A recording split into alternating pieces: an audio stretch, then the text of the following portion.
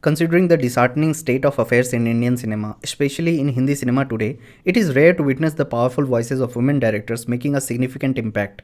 However, there are some remarkable exceptions. In this video, I am going to recommend 3 Indian movies directed by women that are not only gaining recognition worldwide but also stand out for their audacity, brilliance, and artistic beauty. The first movie is Girls Will Be Girls.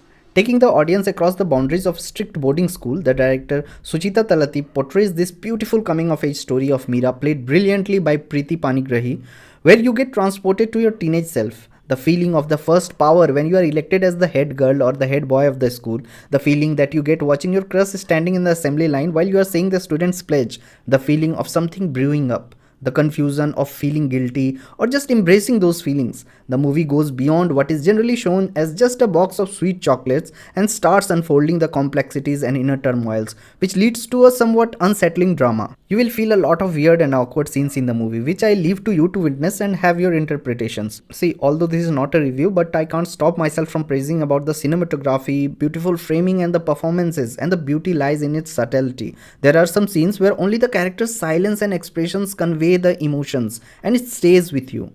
Based on the interpretation of those silences, everyone has a different understanding of the situation and characters, and nothing is directly fed to the audience. Although the weirdness of some scenes were off-putting and disconnected me from that world, and I was craving for some insights of the relation of mom and dad of Meera, and was more interested in understanding the complexity of Meera's mom.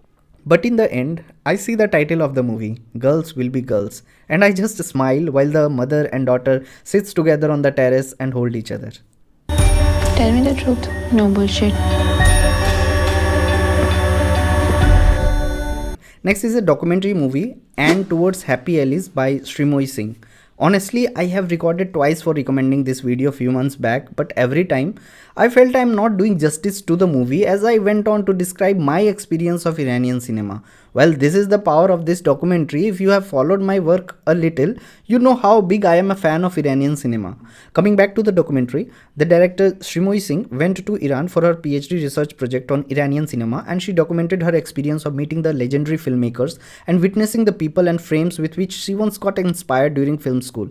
I was overwhelmed by the movie with a tint of jealousy in my heart towards the director when she sat on the taxi with Jafar Panahi in the opening frames of the movie and interviews him. As an avid admirer of Panahi's work, and Taxi was the first movie of his that I watched, followed on by The Circle, Offside, Three Faces, Crimson Gold, White Balloon, Mirror. I just can go on and on. I have traveled a number of valleys, roads and villages with the frames of Kiarostami. And then I see Srimoy standing outside his house in this documentary. And I can't express how I felt when that scene ended. The movie is filled with such moving scenes. A woman traveling with the unanswered questions hidden in the wrinkles covered inside her burqa. For a moment, my conscience of romanticizing this beautiful framing and poetry breaks, and the reality slaps me when in a scene, a small boy comes and tells Srimoy to cover her head while she was just walking by the street. That moment just shook me and shouted in my ears that this is real. And I couldn't do anything but just feel for the sorry state in which the activists and filmmakers are treated.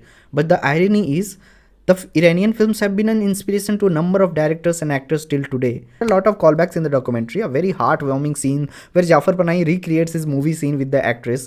The narration and the documentary is very well done. After talking already in the unreleased 30 minutes about the movie, I still couldn't upload it because I felt my words are not giving justice to the feeling that movie will leave you in the end. That's why I decided to pen down my opinion and recommendation of this movie. And before I go again to my journey of experiencing Iranian cinema, I will stop here and thank Srimoy for documenting this beautiful journey. I came here seeking the stories of filmmakers, but cinema opened a window through which I entered an unexpected world. Next movie is Payal Kapadia's All We Imagine as Light, and it's a mind-blowing movie and it's getting a lot of rave reviews. It's an experience of living in a metropolitan city, experience of loneliness, experience of finding calmness in the bustling life. If you live in a metro city and have been away from your family for a long time, you will understand what I mean. The story is about 3 different women with their own struggles and experience and how they are interconnected with each other and how they console each other. It's a bold attempt by the director to show something so special yet so compelling on the screen, which we generally miss in the Indian cinema, especially in the mainstream Hindi cinema. Having said that, film is very layered and needs some patience to appreciate it more. It's all about the daily struggles of women, their desire, their hopes, and how they come to terms with all of it.